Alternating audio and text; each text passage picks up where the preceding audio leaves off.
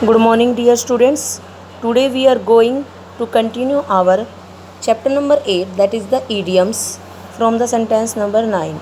Before going to read, beta, I want to tell you that your GK is very very important for your future. और you are in 6th class, आप 6th class में हो गए हो. You are not the small kids, you are now grown up. So be prepared for yourself, beta, for future also. So let us see the idiom number 9. To search for a needle in a haystack. यानी कि कोई बहुत ज़्यादा difficult काम करने की कोशिश करना या किसी काम में बहुत बहुत ज़्यादा डिफ़िकल्टी महसूस होना. सर्च क्या होता है बेटा? ढूंढना. नीडल सुई.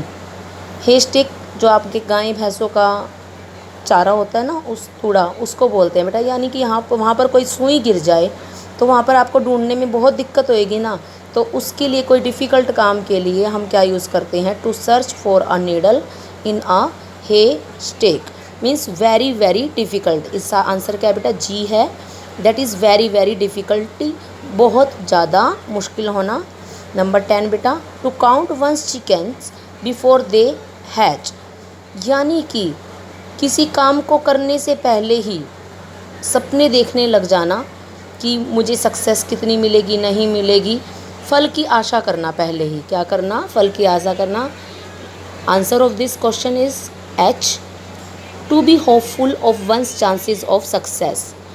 उम्मीदवान होना, बहुत ज़्यादा होपफुल होना, उम्मीद होना किसके बारे में?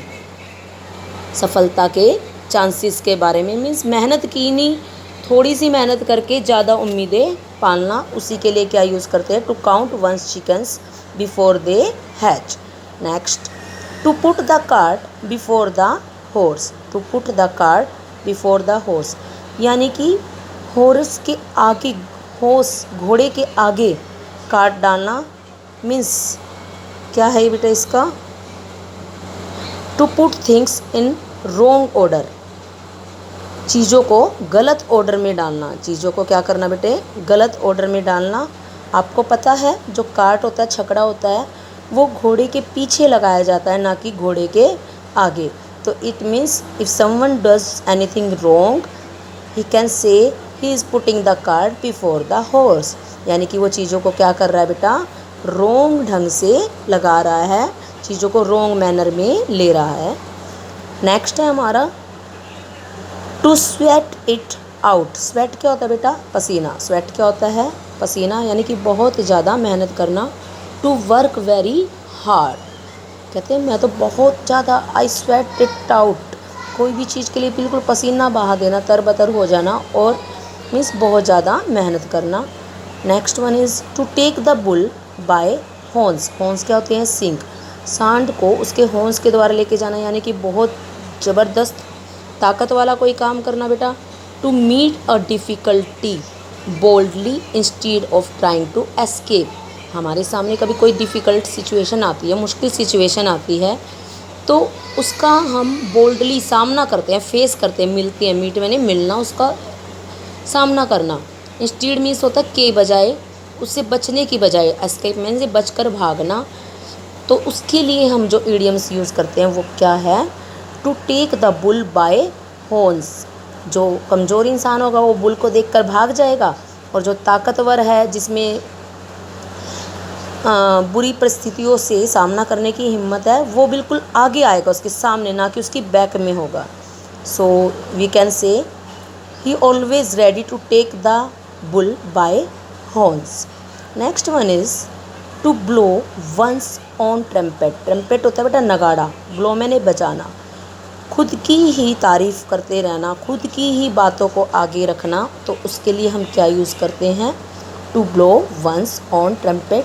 और सिंपल लैंग्वेज में हमको क्या कह सकते हैं? To praise one self. Praise होता है तारीफ़ करना. प्रेज़ मैंने बेटा तारीफ़ करना, खुद की तारीफ़ करना. नेक्स्ट है to beard the lion in his den. यानी कि बहुत ज़्यादा हिम्मत से किसी चीज़ का सामना करना, किसी चीज़ को हराना. अब देखो यहाँ पर लोयन का एग्जाम्पल दिया है. लोयन आई थिंक सबसे पावरफुल होता है, छोड़ता ही नहीं है इंसान को. उसका एग्जाम्पल दिया है पावरफुलनेस की कंपेयर करने के लिए। डैन होता है living place of a lion. देखो बेटे, आप ईडियम्स तो सीख ही रहे हो, साथ के साथ आपको कितनी वोकेबलरी मिल रही है, ये सब आप कर चुके हो अपने ग्रामर पोर्शंस में भी, वोकेबलरी सेक्शन में भी। लेकिन ये आपको ध्यान से सुनोगे ना ऑलराउंडर होकर, तो आपको इतनी नॉलेज हो जाएगी हर एक वर्ड से इसमें।